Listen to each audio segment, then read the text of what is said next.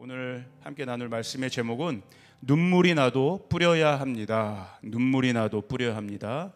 또 부제로는 입술의 열매를 맺는 축복, 이런 제목을 지어봤습니다. 여러분, 계속해서 제가 받는 마음은 이 시대가 미혹의 시대라는 거예요. 미혹의 시대. 지금 아까 방금 광고에서도 그 동성애 이런 이슈들도 그렇고, 너무나 매스컴을 통해서도, 미디어를 통해서도, 세상의 모든 메시지들을 통해서도 우리를 미혹해 하고 우리를 혼동케 하는 목소리들이 너무나 많습니다. 그래서 계속 받는 마음은 성령을 바짝 쫓아가야 된다는 거예요. 왜? 성령이 우리를 진리로 인도하시는 분이기 때문에 성령과 우리의 틈이 벌어지면 안 된다는 거예요. 제가 보니까 조금이라도 이렇게 벌어지면 마귀가, 사단이 그 틈을 그렇게 타고 들어오더라고요. 여러분, 성령이 인도하시는 길을 바짝 쫓아가시길 바랍니다. 왜 더 이렇게 특별히 해야 되는가? 지금 조이풀 교회에서도 계속해서 선포되는 지금의 시즌이 어떤 시즌이에요? 열매를 맺는 시즌이기 때문에 더 그런 거예요. 성경은요, 여러분, 열매를 맺을 수 있는 가장 정확하고 확실한 방법을 아주 분명하게 이야기해 주고 있어요. 갈라디아서 5장 16절 한번 보시겠어요? 내가 이루노니 성령을 따라 행하라. 그리하면 육체의 욕심을 이루지 아니하리라. 그러니까 육신이 내는 열매가 아니라 하나님이 원하시는 열매를 성령이 따라갈 때 맺을 수 있다는 거예요. 그래서 이 구절 이후에 바로 어떠한 구절들이 나와요? 육신의 일들에 대해서 나오고 성령의 열매들에 대해서 나옵니다. 그러면서 사도 바울은 이 일들에 대해서 계속 강조해요. 갈라디아서 6장 8절에는 이런 말씀이 있죠. 표준사번역으로 제가 읽어보면, 자기 육체의 욕망을 따라 심는 사람은 육체로부터 썩을 것을 거두고 성령의 뜻을 따라 심는 사람은 성령으로부터 영생을 거둘 것입니다. 아멘. 여러분, 열매가 어떻게 열리는 거예요? 성령을 따라갈 때, 성령의 인도하심에 바짝 쫓아가게 될 때 열매가 맺혀지게 된다는 것이에요. 성령을 따라 바짝 쫓아가며 여러분, 성령의 씨앗들을 심는 여러분 되기를 축복합니다. 여러분, 예수님은 우리를 온전하게 하시기 위해서 오셨어요. 하나님은 저와 여러분들을 온전한 사람 되기를 원하시는 줄 믿습니다. 그렇다면 온전하다는 것이 무엇인가? 다름 아니죠. 성령으로 충만한 상태를 의미하는 거죠.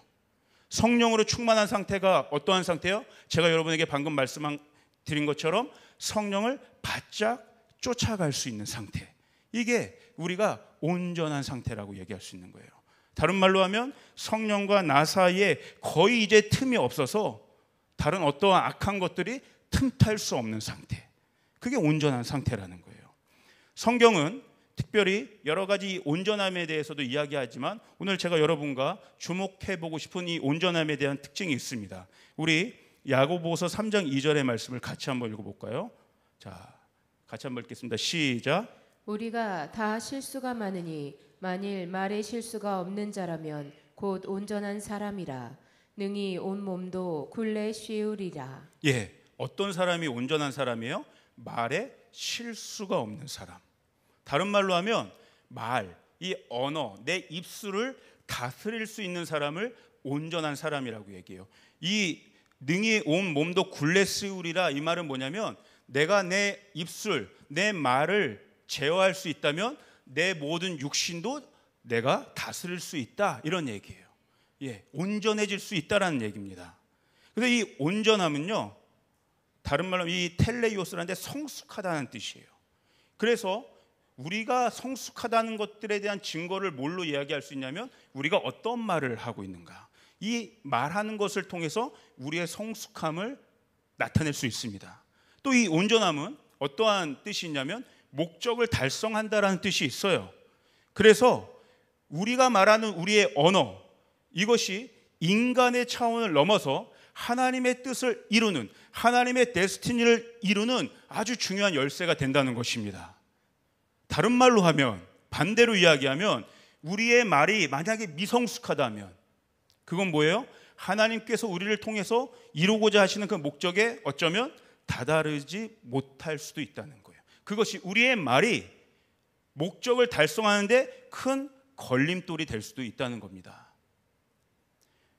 그래서 야고보서는 계속해서 이 언어, 이 말의 중요성, 우리를 온전케 하는 이 말의 중요성을 굉장히 비유적으로 중요하게 하고 있는데 한번 보세요, 여러분. 야고보서 3장 3절 4절을 보면요, 이런 말씀이 나와요. 어떠한 표현이 나냐면 말을 부리려면, 여기서 말은 이게 아니라 우리 타고 다니는 말을 이야기합니다. horse. 이 말을 부리려면 그 입에 재갈을 물려야 합니다.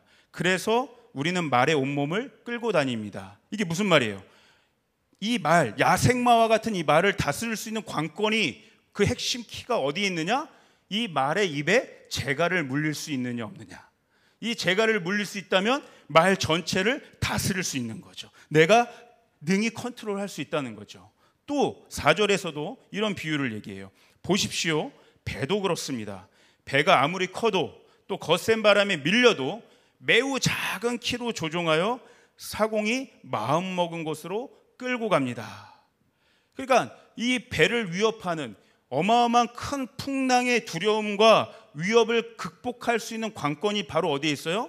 그 배 전체를 움직일 수 있는 작은 키, 이 조종관, 아주 작은, 사람의 손으로 돌릴 수 있는 아주 작은 키를 통해서 이 배가 안전하게 목적지까지 갈 수 있게 하는 중요한 열쇠가 된다는 거예요. 그 큰 풍랑도 이 키 하나로 어떻게 조종하느냐에 따라 좌우된다는 것이죠. 그래서 다시 한번 야고보 사도는 이것을 이 우리의 말에 비유해서 또 설명합니다. 한번 보세요. 야고보서 3장 5절에서 6절도 이와 같이 혀도 몸의 작은 부분이지만 큰 일을 할 수 있다고 자랑합니다. 보십시오. 아주 작은 불이 굉장히 큰 숲을 태웁니다. 그런데 혀는 불의의 세계입니다. 혀는 우리 몸의 한 부분이지만 온몸을 더럽히고 인생의 수레바퀴에 불을 지르고 마지막에는 혀도 지옥불에 타버립니다. 이게 무슨 말이에요? 혀가 우리 신체 기관 중에는 너무나 작은 기관이지만 이 혀 하나를 통해서 우리의 온 몸이 망할 수도 있다는 거예요. 지옥불에 떨어질 수도 있다는 거예요. 공동체도 마찬가지죠. 내가 속해 있는 가정이라는 공동체, 일터의 공동체, 심지어 교회라는 공동체 안에서도 우리가 어떠한 말을 하느냐에 따라서 그 공동체가 살 수도 있고 죽을 수도 있다는 거예요. 그래서 사람의 혀, 이 말에 대한 성경의 관점, 특징 두 가지가 있습니다. 한번 우리 야고보서 3장 8절을 한번 볼까요? 한번 같이 읽겠습니다. 야고보서 3장 8절 시작. 혀는 능히 길들일 사람이 없나니 쉬지 아니하는 악이요 죽이는 독이 가득한 것이라. 이 사람의 입, 혀 혹은 말, 이것에 대한 성경의 관점의 첫 번째 특징은 뭐냐면 이 입이 근본적으로는 악하다라는 거예요. 악하다. 여러분, 우리가 지금도 치열하게 영적인 전쟁들을 벌이고 있습니다. 죄와의 싸움을 피 흘리기까지 하고 있어요. 때로는 이 싸움의 대상이 어디에 있는가를 잘 생각해 보셔야 돼요. 나를 때로는 고통과 저주와 불행으로 몰고 가는 그 싸움의 대상이 어디에 있는가? 다른 데 있는 게 아니에요. 성경은 늘 언제나 이것이 우리 자신에게 있다고 얘기하는 거예요. 특별히 오늘 이 야고보서의 말씀에 근거한다면 밖에 그 싸움의 대상이 있는 게 아니라 내 안에, 그것도 어디에? 이 혀. 왜? 이 혀가 성경이 보는 관점은 근본적으로 악독하다는 거야. 쉬지 아니하는 악이요. 쉬지 않는다는 거, 이 악을 저지르는 것이 죽이는 독이 가득하다. 이거라는 거예요. 이거. 여러분, 그래서 사단이요, 우리의 입을, 이 혀를 가지고 놀기를 좋아하는 거예요. 우리의 입술을 여러분 너무나 아이러니하고 때로는 섬뜩하지 않습니까? 사단이 무엇을 자신의 동역자로 삼는 거예요? 우리의 입. 쉬지 않는 이 악을 통해서 사단이 갖고 놀기를 좋아하는 거예요. 그래서요, 사단이요, 우리를 미혹하고 사로잡기 위해서 가장 강력하게 사용하는 도구가 바로 우리 입이라는 거예요. 무섭지 않습니까? 인정할 수밖에 없어요. 그래서 날마다 여러분, 우리는 이 말씀을 같이 좀 선포했으면 좋겠어요. 시편 141편 3편이에요. 여러분 한번 같이 우리의 영을 다해서, 우리의 마음을 다해서 한번 이 말씀을 선포해 볼까요? 자, 시작. 여호와여, 내 입에 파수꾼을 세우시고 내 입술의 문을 지키소서. 아멘. 주님, 내 입에 파수꾼을 주님 세워주시옵소서. 내 입술을 지켜주시옵소서. 사단이 틈타지 않도록 입술의 문을 주님 지켜 보호하여 주시옵소서. 아멘. 두 번째 특징이 있어요. 근본적으로 우리의 입술, 혀가 악하다는 거고, 그래서 두 번째 특징은 다스릴 자가 없다는 거예요. 여러분, 내 입, 내 혀가 나의 신체 기관이지만 뭐예요? 내가 이 혀의 주인이 될 수 없다는 거예요. 내 스스로 어찌할 수 없다는 거예요. 이거를 우리가 인정해야 된다는 거예요. 나는 내 안에 속해 있는 기관이기 때문에 내가 원하는 말을 내가 마음껏 해도 된다고 생각하지만, 이 말할 수 있는 그 주인됨의 의식이 내 안에 있다고 생각하지만, 여러분 이거 인정해야 되는 거예요. 우리 스스로 우리의 입을 컨트롤할 수 없다. 주인이라는 게 뭐예요? 다스릴 수 있는 권세와 권위와 힘이 있어야 주인 된다고 얘기할 수 있는 거 아니에요? 근데 성경은 어떻게 얘기해요? 우리 힘으로 다스릴 수 없다는 거예요. 우리가 우리의 입을 주인이 될 수 없다는 거예요. 이거 인정하고 시작하자는 거예요. 그래서 결론은 뭡니까, 여러분?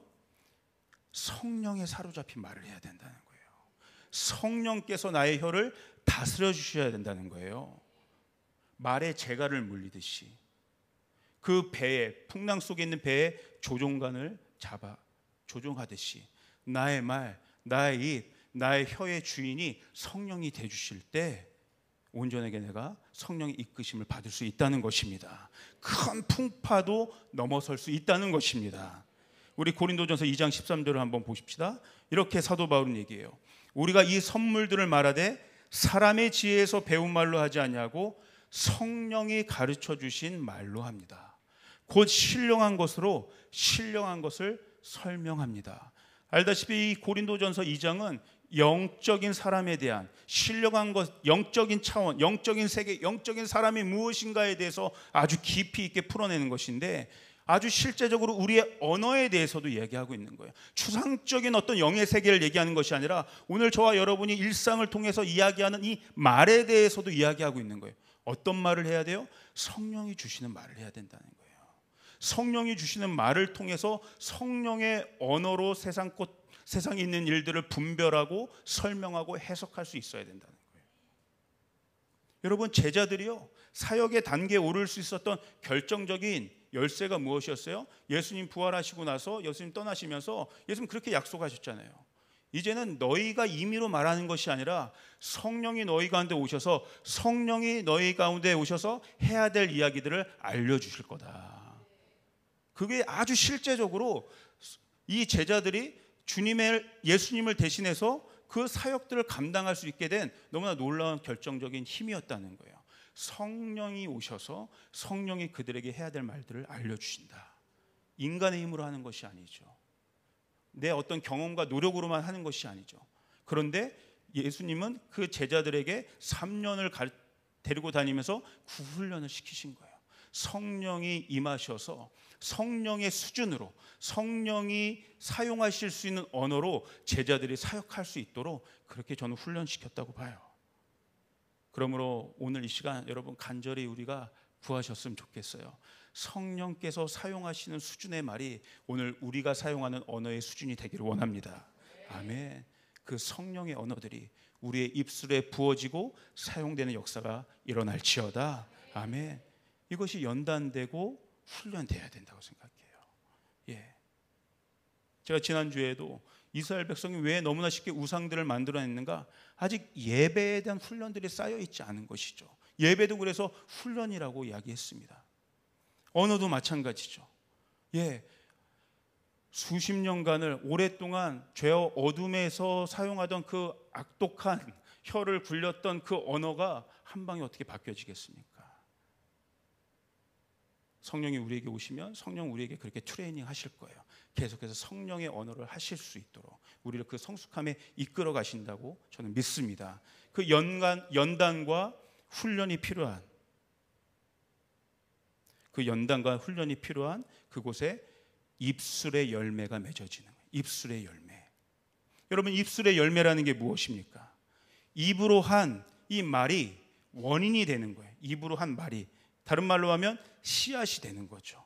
그래서 입으로 한 말이 씨앗이 되어서 어떠한 결과, 이 결과는 뭐예요? 열매라고 이야기할 수 있죠. 이것이 입술의 열매예요. 성경은 이 입술의 열매가 우리 가운데 나타나기를 굉장히 강조하고 있습니다. 여기에 중요한 영적인 원리가 있어요. 첫 번째는요, 어떠한 종류의 말에 그 씨를 심느냐에 따라서 열매의 질이 좌우된다는 거예요. 그렇죠? 어떠한 말의 씨를 뿌리느냐에 따라 그 열매가 또 결정된다는 것이죠. 그리고 이 씨를 뿌림과 동시에 이 결실을 맺는 시간들이 좀 걸릴 수 있다는 거예요. 그런데 시간은 걸릴 수 있지만 중요한 것은 반드시 이 씨 뿌린 것에 대한 실제가 나타난다는 거예요. 우리 한번 좀 말씀들을 통해서 이 이야기를 좀 더 진행시켜 보고 싶습니다. 우리 정탐꾼 이야기, 이스라엘 출애굽한 이스라엘 백성이 이제 가나안 땅을 정탐했던 그 정탐꾼의 이야기들을 좀 보고 싶어요. 우리 잘 알다시피 10명의 정탐꾼들이 있었지 않습니까? 그 부정적인 언어를 사용했던 이 정탐꾼들. 한번 민수기 13장 31절에서 33절의 말씀을 보겠는데, 제가 조금 이렇게 요약을 해서 이렇게 했어요. 이 10명의 정탐꾼이 어떤 말에 씨를 뿌렸는지 여러분 한번 봅시다. 우리는 능히 올라가서 그 백성을 치지 못하리라. 그들은 우리보다 강하니라. 계속 이러한 부정적인 씨들을 뿌리고 있는 거예요. 그러면서 우리는 스스로 보기에도 메뚜기 같으니 그들이 보기에도 그와 같았을 것이니라. 자신을 메뚜기로 여겼을 뿐만 아니라 실제로 일어나지 않은 일들도 계속해서 얘기하고 있는 거예요. 내가 나를 메뚜기로 보니까 저 사람들도 나를 메뚜기로 보겠지. 계속해서 부정적인 생각과 부정적인 말들을 실제적으로 뿌려놓습니다. 이게요, 여러분, 굉장히 강력한 게 이 정탐꾼의 말의 씨들은요, 즉각적으로 열매를 맺어요. 어떻게 맺었어요? 온 이 10명의 이 씨가 이스라엘 전체의 입술의 열매가 또한 됐어요. 그래서 이 이스라엘 백성 전체가 이 정탐꾼의 이야기를 들으면서 어떻게 또 말의 씨를 또 뿌리게 되냐면, 한번 보세요. 민수기 14장 2절에 이들이 이렇게 얘기해요. 이스라엘 백성들이 이스라엘 자손이 다 모세와 아론을 원망하여 온 회중이 그들에게 이르되 우리가 애굽 땅에서 죽었거나 이 광야에서 죽었음을 좋았을 것을. 이렇게 얘기하는 거예요. 정탐꾼의 말들이 그들의 입 귀에 들어가서 그것이 씨앗으로 심겨져서 그들의 열매가 나타나는데 이것이 또한 씨로 또 뿌려지게 되는 거예요. 어떻게? 우리가 차라리 광야에서 죽는 게 더 낫을 거다. 이렇게 고생하고 고통스럽고 가나안을 향해 나아가는 것보다 그냥 여기서 죽는 게 나았을 거다라고 입술에 씨를 뿌려버리는 거예요.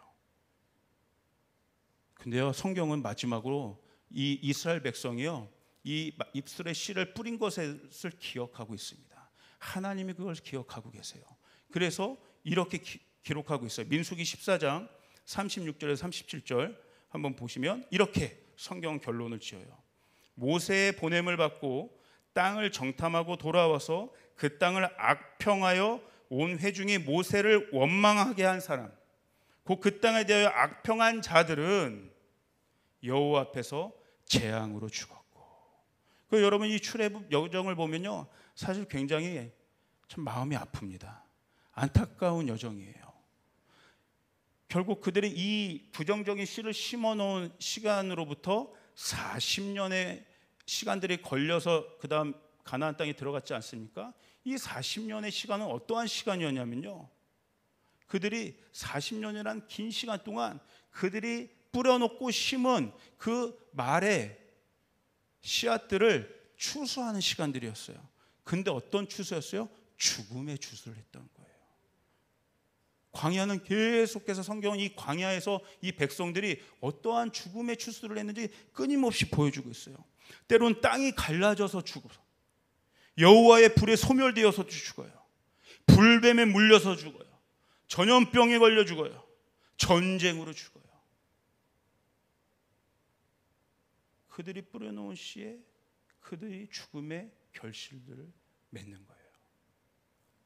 근데 우리가 잘 알다시피 여러분, 다른 씨를 심어놓은 두 명의 정탐, 여호수아 갈렙은 여러분 어떤 말을 했습니까? 한번 보실까요? 민수기 13장 30절과 14장 8절 이렇게 이야기하죠. 이런 씨를 뿌립니다.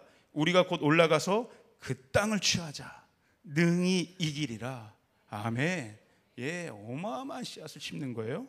그리고 여호와께서 우리를 기뻐하시면 우리를 그 땅으로 인도하여 들이시고 그 땅을 우리에게 주시리라. 아멘. 하나님이 이미 우리에게 주신 약속의 말씀, 하나님도 우리 가운데 씨앗을 뿌리신 건데 그 씨앗을 받아서 하나님의 약속을 또 심는 일들을 한 거예요. 그랬을 때 성경은 또한 기록합니다. 민수기 14장 38절에 이렇게 이들이 맺은 열매를 기록하죠. 그 땅을 정탐하러 갔던 사람들 중에서 오직 눈의 아들 여호수아와 여분네 아들 갈렙은 생존하니라. 아멘. 생명의 주술을 했다는 거예요. 생명의 결실을 맺었다는 겁니다. 놀랍지 않습니까, 여러분? 가끔 저는요,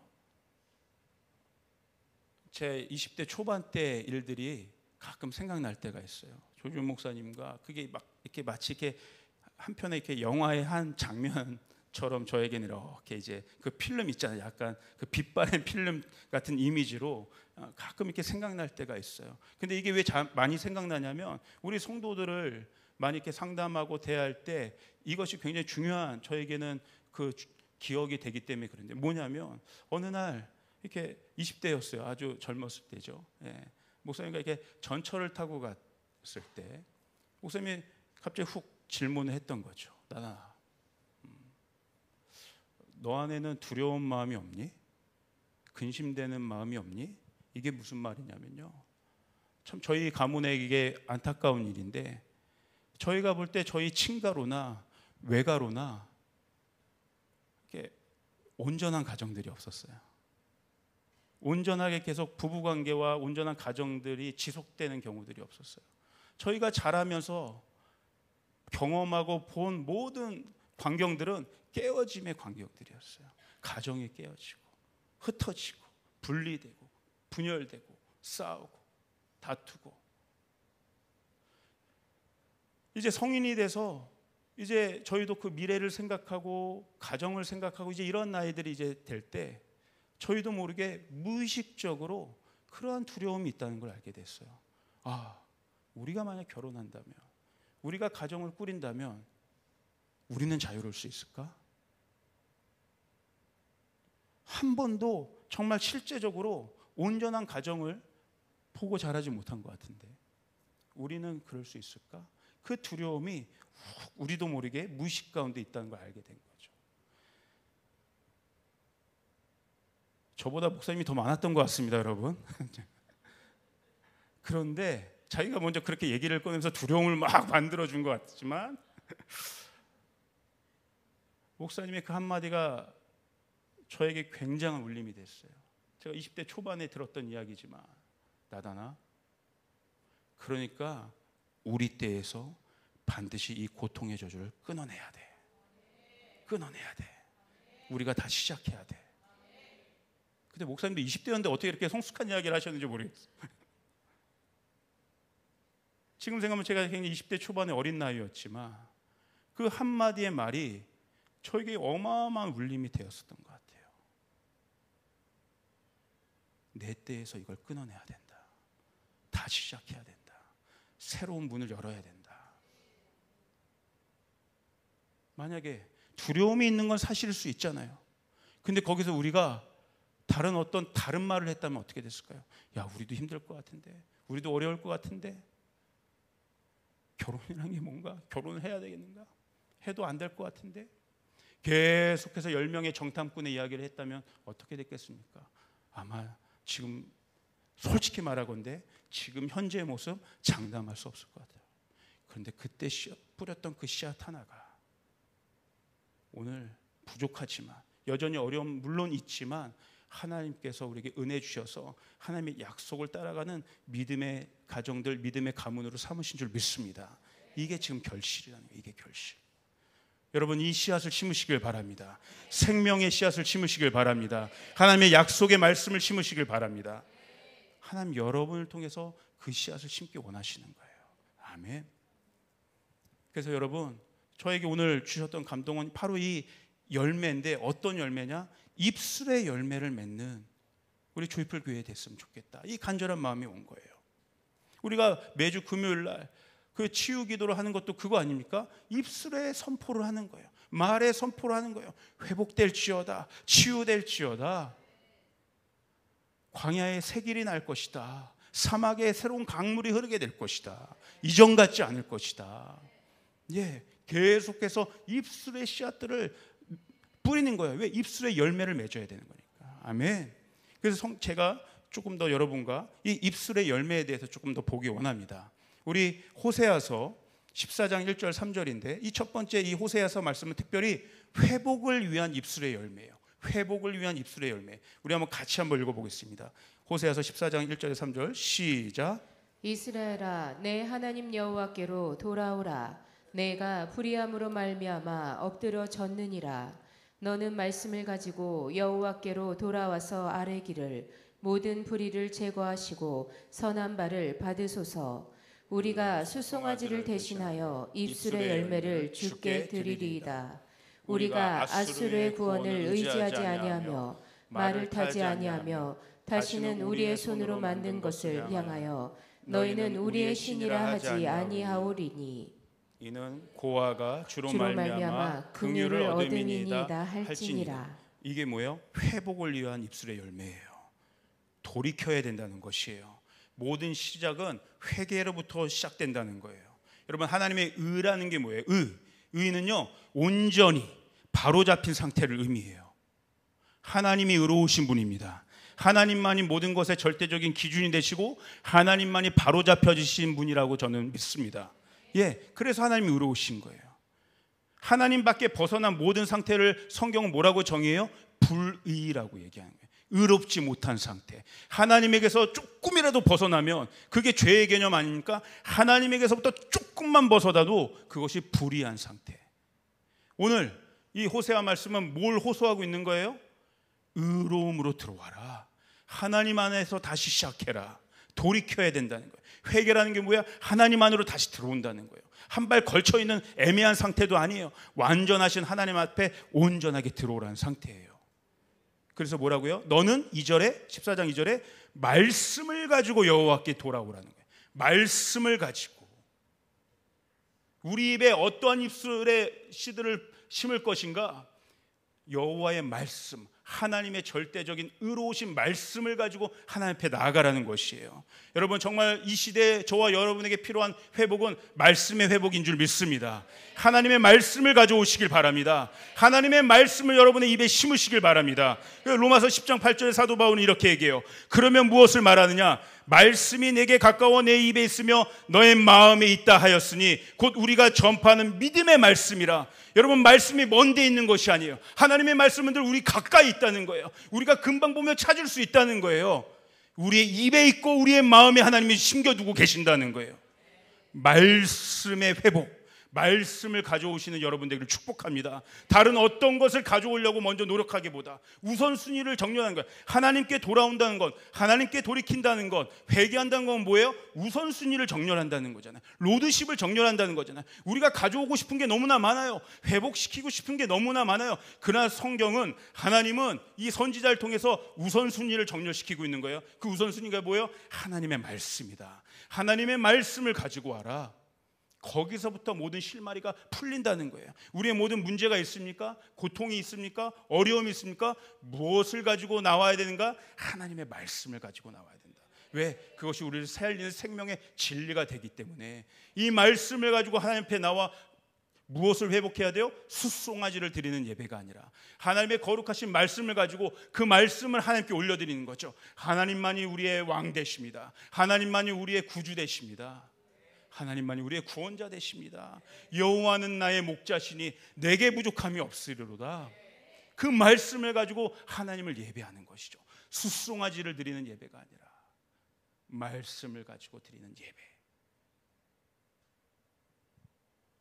여러분, 혹시라도 오늘 여러분 안에 어떤 꼬임과 묶임과 막혀있는 것들이 있다면 여러분, 하나님의 거룩하신 말씀으로 막혀있던 모든 물꼬를 튀어내시길 바랍니다. 이 말씀에는 힘이 있는 거예요. 아까 찬양했잖아요. 말씀에는 힘이 있다. 능력이 있다. 그러면 하나님 어떤 마음 주세요? 그 3절에 고아가 주로 말미암아 긍휼을 얻음이니이다. 하나님께서 우리를 긍휼히 여겨주신다는 거예요. 우리의 인생의 문제를 다 아시니까. 참 저는 이 긍휼이라는 말이 너무 좋아요. 이 긍휼이요, 어떠한 좀 뜻이 있냐면 하나님이 사랑스럽게 여기신다는 거예요. 사랑스럽게. 그 어린 자녀를 막 이렇게 애처롭게 보시면서 막 이렇게 쓰담쓰담하잖아요. 이렇게 아이가 너무나 힘들고 어렵고 때론 지쳐 있고 뭐가 어디서부터 어떻게 잘못됐는지 알 수가 없어서 막 모든 인생의 문제들이 실타래처럼 엉엉 꼬여 있는데, 그래도 그거 한번 풀어보려고 말씀 가지고 주님 앞에 그렇게 애쓰면서 나왔는데 아버지가 쓰다마주고 힘들었지. 그때 어때? 아버지가 한번 쓰다듬어 주려는 찰나에 막 울음이 막 폭발하는, 하나님의 긍휼하심이라는 거예요. 아버지의 마음은, 우리를 향하신 아버지의 마음은 언제나 사랑과 긍휼인 줄 믿습니다. 오늘 이 예배를 통해서 아버지의 만지시는 손길들이 여러분의 있기를 축복합니다. 말씀을 가지고 여러분 하나님 앞에 나오시길 바랍니다. 이게 회복을 위한 입술의 열매예요. 두 번째는 소망을 향한 입술의 열매입니다. 우리 히브리서 13장 13절에 15절을 같이 한번 읽어보겠습니다. 시작. 그런즉 우리도 그의 치욕을 짊어지고 영문 밖으로 그에게 나아가자. 우리가 여기에는 영구한 도성이 없으므로 장차 올 것을 찾나니 그러므로 우리는 예수로 말미암아 항상 찬송의 제사를 하나님께 드리자. 이는 그 이름을 증언하는 입술의 열매니라. 아멘. 히브리서 기자는 뭐라고 얘기해요? 이 땅에서는, 여기에는 영원한 것이 없다. 영원한 도시가 없다는 거예요. 다 패망하고 말 것이야. 썩어 없어질 것이라는 거예요. 그래서 하나님을 믿는 사람들의 가장 큰 특징은 뭐예요? 썩어 없어질 것들을 찾는 자들이 아니라 하늘의 영원한 것들을 찾는 자들이다. 그게 우리의 소망 아닙니까? 소망은 우리 인생의 궁극적인 방향성이에요. 이 소망이 없다면 여러분, 우리가 예수 믿을 이유 아무것도 없어요. 저도 이 소망이 없다면 예수 믿는 게 때로 너무나 힘들잖아요. 소망이 있기 때문에, 그 예수 그리스도 자체가 소망이시기 때문에, 주님이 죽음에서 끝난 것이 아니라 부활 생명으로 살아나셨기 때문에 그 소망 대신 예수님을 보는 거예요. 이게 예수 믿는 이유입니다. 예수 그리스도는 우리의 소망 되신 줄 믿습니다.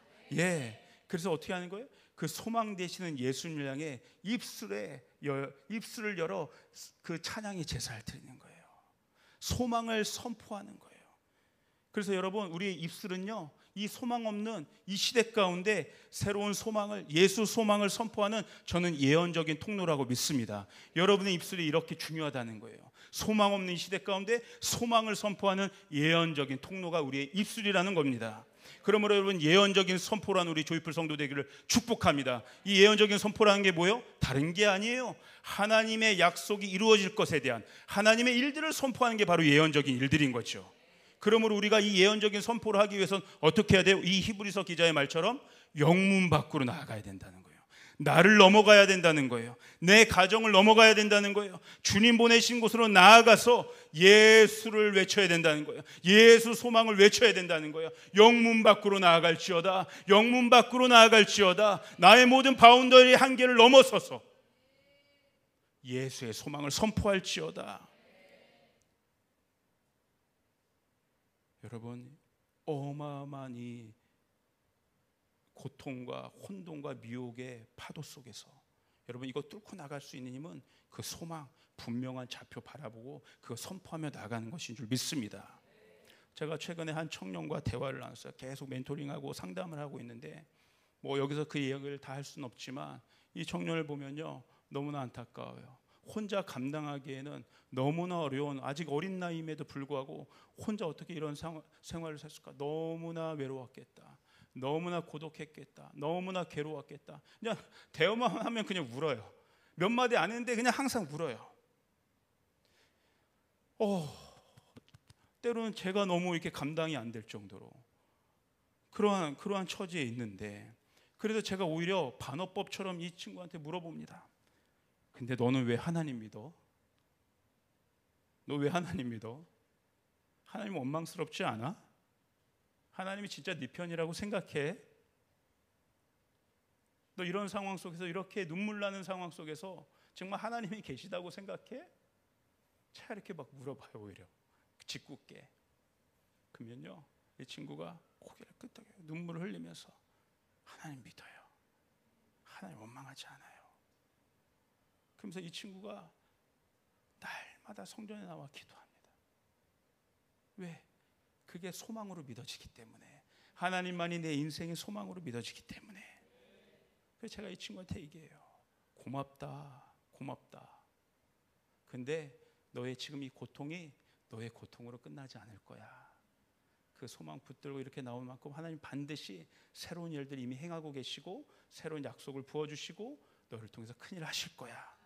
이 시대에는, 이 세상에는 너와 같은 사람들이 너무나 많아. 하나님이 너의 눈물을 통해서 열매를 거두게 하실 거야. 너의 그 고백을 통해서, 너의 기도를 통해서 하나님 반드시 생명의 결실을 맺어주실 거야. 하나님 놀라운 일들을 행하고 계세요. 저는 처음에 이 청년을만 상대하고 있었는데, 그리고 이 청년이 사실 근본적인 문제는 가정에서의 어려움이었는데, 제가 최근에 그 청년의 어머니와 소통을 하고 있습니다. 그 어머니랑도 통화하며 우세요. 목사님, 제가 우리 자녀한테 너무나 제가 참 못했습니다. 제가 참 이기적인 어미입니다. 아니, 어머니 그런 말씀 하세요. 보니까 평생을 자기 자녀들을 위해서 기도의 재단을 쌓은 어머니세요. 근데 너무 시간이 많이 지난 것 같아서 막 본인 스스로 포기하고 싶은 마음들이 너무 많았던 거예요. 근데 정말 하나님 은혜 주셔서 또 부족한 저와 또 이렇게 얘기 나누고 기도하고 소통하면서 소망을 발견하게 되는 거예요. 와, 하나님, 우리 가정을, 우리 가문을 그냥 이렇게 버려두시지 않으는구나. 어머님, 좀 길고 멀리 봤으면 좋겠어요. 길고 멀리 봅시다. 하나님, 더 우리가 생각하는 것 그 이상의 회복을 허락하실 거예요. 큰 일을 행하실 거예요. 하나님의 신실하심을 붙잡읍시다. 하나님의 신실하심. 이 가정 가운데, 이 가문 가운데 하나님 놀라운 일들을 행하실 줄 믿습니다. 소망을 향한 입술의 열매. 절망 가운데서도 우리가 어떠한 언어를 하느냐가 굉장히 중요하다는 거죠. 마지막 세 번째입니다. 평강의 복을 맺는 입술의 열매입니다. 우리 이사야서 57장 19절을 한번 같이 읽어보겠습니다. 이사야서 57장 19절 시작.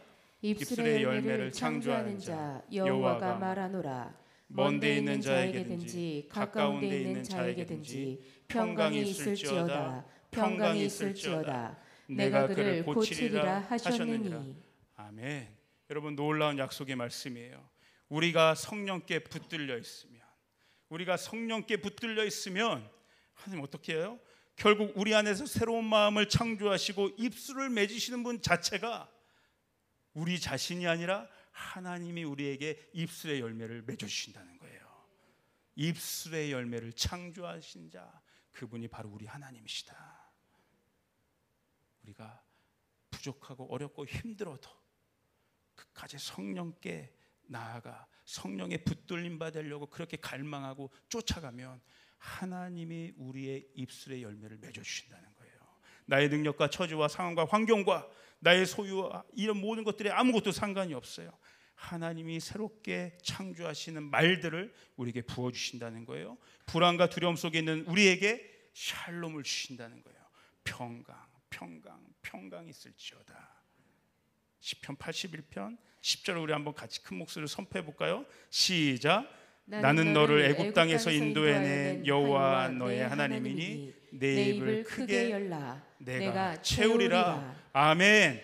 우리의 입을 크게 열면 하나님이 채우십니다. 우리가 크게 입을 열면 하나님이 평강의 말씀들, 평강의 복, 입술의 열매를 부어 주십니다. 큰 광풍이 불어올지라도 하나님 우리에게 광풍을 이겨낼 평강을 주실 줄 믿습니다.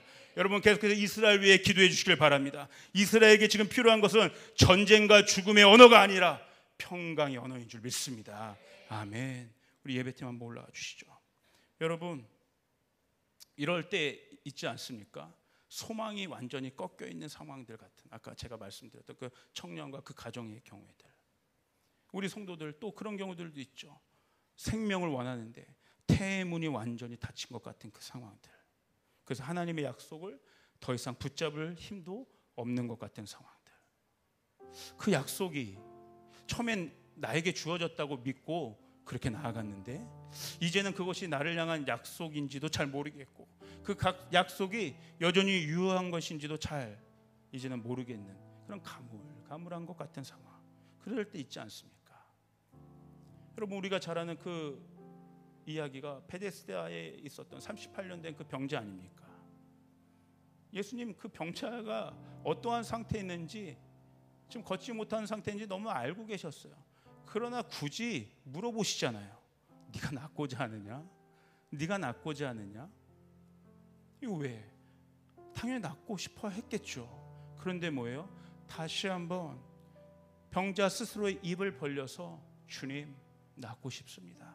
걷고 싶습니다. 새로운 삶을 살고 싶습니다. 새로운 소망으로 나아가고 싶습니다. 새로운 인생의 문을 열고 싶습니다.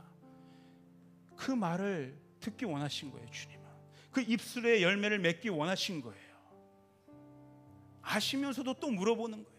절망 가운데 있으니까, 낙담 가운데 있으니까, 포기 가운데 있으니까. 여러분, 다시 한번 하나님 주시는 약속의 비전들이 여러분 가운데 주어지기를 주님으로 축복합니다. 그래서 오늘 우리의 상황과 환경을 보지 마시고 계속해서 비전을 바라보세요. 그 그림을 그려내세요. 지금 나의 모습이 아니라 하나님이 이루실 그 완성의 모습들. 우리는 그게 소망이에요. 그게 소망. 그 소망을 그려내는 자들 아니겠습니까? 시편 126편 5절 6절에 이렇게 나오죠. 눈물을 흘리며 씨를 뿌리는 자는 기쁨으로 거두리로다. 지금 눈물이 나는 상황이라 할지라도 나에게 주신 이 약속 여전히 하나님께서 이루고 계신다. 눈물이 나도 약속을 계속해서 말하는 거예요. 선포하는 거예요. 절망 가운데 있다 할지라도 하나님 하실 일들을 여러분 붙잡는 거예요. 말하는 거예요. 실제적으로 그려내고. 그러면 울며 씨를 뿌리러 나간 자는 반드시 기쁨으로 그 곡식단을 가지고 돌아오리로다. 예, 우리의 고민과 괴로움이 여러분 있습니다. 저는 일상에서도 이게 계속 있는 것 같아요.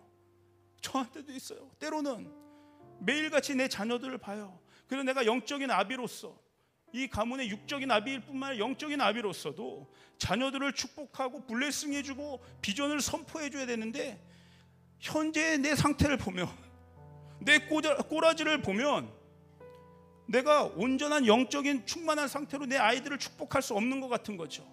위선자 같은 거죠. 나도 내 한 몸을 가누지 못한 상황인데 어찌 내 자녀들을 축복할 수 있는가? 그 일상은 매일 찾아오지 않습니까? 사단이 계속 참소해요. 야, 네 꼬라지를 봐. 네 상태를 무슨 네 자녀들에게 무슨 믿음이 어쩌고 저쩌고 사랑이 어쩌고 저쩌고 하나님의 꿈과 열정이 어쩌고 저쩌고. 너무 위선적인 거 아니야? 여러분, 그러나 이 말에 여러분 속지 마시길 바랍니다. 그 일상에서 계속해서 눈물의 씨를 뿌리시길 바랍니다. 입술의 씨를 뿌리시길 바랍니다. 나는 지금 내가 비록 지금 내 상태는 오히려 아비로서 부끄러운 모습일지라도, 그러나 주님, 나는 계속해서 내 입술의 씨를 우리 자녀들에게 뿌립니다. 이 자녀들은 주님의 자녀들입니다. 주님, 이 자녀들을 주님의 제자로 세워주시옵소서. 주님의 꿈과 주님의 비전과 주님의 열정을 부어주시옵소서. 이 세상을 살리고 이 세상을 회복시킬 하나님 나라의 리더로 세워주시옵소서. 말씀에 사로잡힌 자들, 기도에 사로잡힌 자녀, 예배에 목숨을 거는 자녀들로 세워주시옵소서. 내 꼬라지는 지금 아무것도 아니어도 일상에서 또 내 자녀를 보면 여러분 그 씨를 뿌려야 된다는 거예요. 여러분, 여기 혹시 스몰 리더들이 계십니까? 매주 스몰 모임을 해야 되지 않습니까? 내 꼬라지를 보면 지금 어떠한 씨도 뿌릴 수 없을 것 같은데, 아니 씨를 잘못 뿌릴 수도 있죠. 그 정탐꾼 같은 내 상황을. 그러나 여러분, 다시 한번 마음 단단히 고쳐먹고 스몰원들 향해 블레싱해 주시길 바라요. 우리 스몰은 잘 될 것입니다. 우리 스몰원들은 회복될 것입니다. 우리 스몰은 이 교회 비전 정렬해서 더 하나님이 사용하시는 그런 복된 스몰이 될 것입니다. 우리 스몰을 통해 우리 부서가 복을 받고, 우리 스몰을 통해 우리 교회가 복을 받게 될 것입니다. 사역전에 저도 마찬가지 아니겠습니까? 계속해서 힘들고 어려워도 우리 성도들을 향해, 교회를 향해 하나님이 하실 일을 선포해야 되지 않겠습니까? 눈물이 나도 씨를 뿌려야 되지 않겠습니까? 제가요, 사역 초기에, 그리고 결혼 초기죠. 사역 초기가 결혼 초기니까 참 이게 과학이었는데요. 거의 이게요 참 미성숙했어요. 너무 미성숙했어요. 막상 결혼하니까 얼마나 제가 미성숙했던 사람인지 그때 다 드러나는 거죠. 싸움이요 일주일 내내 한 번도 없다가 항상 언제 싸우는지 알아요, 여러분? 토요일 밤, 주일 아침. 이게 과학이에요.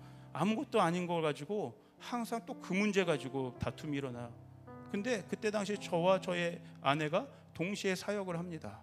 각각 다른 교회로 가서 사역을 해요. 예. 근데 싸움이 언제 나요? 토요일 밤, 주일 아침. 심지어 제가 우리 아내 서울에서 이렇게 사역하니까 먼저 제가 거기에 데려다 주고, 서울 데려다 주고, 또 전 제가 사역 중인데 그 차 안에서도 싸우는 거예요. 얼마나 한심합니까? 그래가지고 교회를 딱 가면요, 이제 예배를 시작해야 되는데, 예배를 준비하고 시작해야 되는데 사단이 참수하기 시작하는 거예요. 하하, 야, 오늘 너 주제가 사랑이잖아. 네 아내 한 명을 지금 못 품고 못 용서하면서 무슨 다음 세대들한테 사랑을 이야기한다고. 여러분, 어마어마한 참수함이 들려요. 그래도 하나님 참 은혜 주시는 게요, 누구라도 먼저 전화를 하게 돼 있더라고. 전화해서 내가 미안해. 그러면 또 상대방이 내가 미안해, 나도 미안해. 그리고 예배 들어가기를. 근데 어느 순간 저희가 알았어요. 이게 혈과 육의 싸움이 아니라는 걸. 예, 몇 번 경험하다 보니까 간파한 거죠. 딱 그 부딪힘이 있을 딱 순간에, 자기야, 이것도 이 녀석이 장난질 치는 것 같다. 이 녀석이 또 우리를 지금 회방하는 것 같다. 우리 여기 치지 말자. 그러면서 서로를 향해 축복의 언어를 해주는 거죠. 그 어둠과 저주의 그 밭에 우리가 먹히는 존재가 아니라 그 밭을 기경하고 새로운 생명의 밭으로 우리가 다시 한번 기경하는 그 언어들을 뿌리는 것이죠. 예, 이게 괴로운 거예요. 처음에 매주 그 일상이 들어오니까. 그런데 여러분, 그렇다고 사역을 멈출 수 있겠습니까? 못한다고 뛰쳐나갈 수 있겠습니까?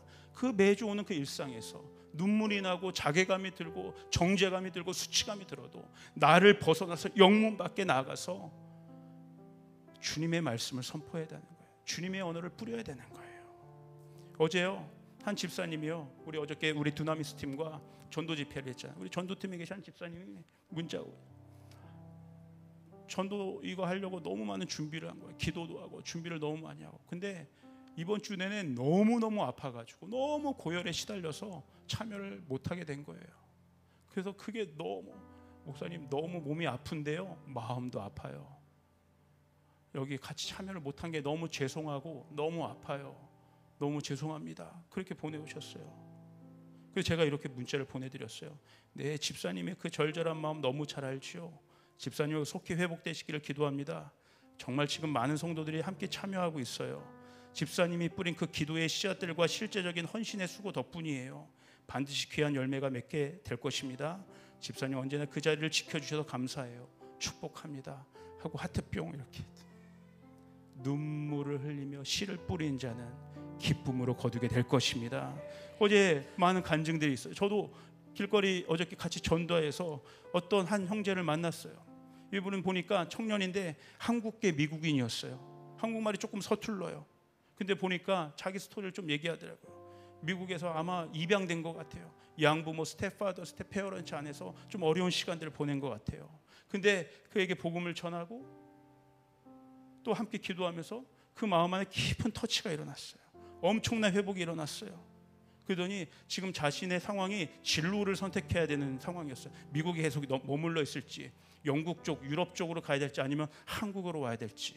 근데 땡큐 패스터 하면서 고맙다고, 지금 이 기도를 받고 자기 안에 한국으로 오고 싶은 마음 너무나 많이 생겼다고. 만약에 온다면 이 일산, 원래 고향이 부산인데 일산에 와서 이 조이풀 교회에 오고 싶다고. 향동 짓기 전에 와야 되는데요. 소망이 없는 것 같은 삶이었, 소망이 생기더라는 거예요.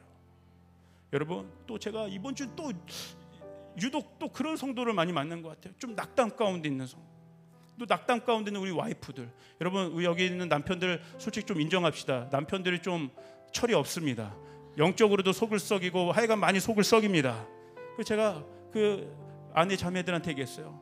포기하지 말라고, 남편을 포기하지 말라고, 가정을 지켜야 된다고. 그러니 영적인 평강공주가 좀 되어달라고. 바보 온달 조금 트레이닝 시킨다 생각하고 좀 참고 영적인 평강공주가 돼. 그 눈물 같이 흘리고. 여러분, 눈물이 나도 씨를 뿌려야 될 줄 믿습니다. 하나님이 반드시 여러분에게 기쁨의 단을 거두게 하시고 열매를 맺게 하시는 축복을 부어줄 줄 믿습니다. 아멘. 우리 주님께 영광의 박수를 드리도록 하겠습니다. 사실은요, 원래 여기 설교 전에 오늘 조금 보여주고 싶었던 영상이 사실 설교 전에 있었는데 제가 좀 깜빡했는데 우리 영상 하나 잠깐 보도록 하겠습니다. 네, 안녕하세요. 저는 작년일부 이가람 자매입니다. 올해 초에 목사님께서 육회도 하실 분 계신가요? 하셨을 때 막연하게 속으로 제가 해보겠습니다 라고 생각했습니다. 어떻게 하는지 방법을 몰랐었는데 스물 공동체 안에서 함께 말씀을 나누자 하는 말이 나왔었고, 저희가 같이 그럼 통독을 시작해보자 해서 성경 어플을 통해서 함께 통독하고 있습니다. 지금까지 8회독했고 지금 9회독째 하고 있습니다. 제 삶의 우선순위가 정렬이 되는 것 같습니다. 이전에는 육아에 지쳐서 쉬고 싶고 미디어를 통해서 기쁨을 찾고 했었는데, 이제는 말씀을 통해서 제가 더 기쁨을 누리고 있고 말씀을 찾게 되면서 제 삶에 선택하는 것과 결정하는 것에 있어서 주님을 의지하게 되는 저를 바라보게 되었습니다. 저는 항상 기도를 드릴 때 저희 가정이 잘 되고 저희 아이들이 잘 되고 저희 가정이 세워지는 일에 초점을 두어서 기도를 했습니다. 그런데 말씀을 통해서 그냥 제가 계속 기도하게 하시고 사회가 이웃이 더 나아가 공동체 열방까지 기도를 할 수 있는 그런 마음을 부어주셨습니다. 말씀을 통해서 그 기도하는 힘이 얼마나 큰지를 깨닫게 하시고 정말 진심으로 그들을 위해서 기도할 수 있는 그런 마음을 부어주셨습니다. 말씀이 길이 되고 그 길의 방향을 정해주셨습니다. 가장 좋은 길로 인도해 주시는 주님을 믿습니다. 말씀이 삶에서 적용되어서 일어나는 변화들을 기대합니다.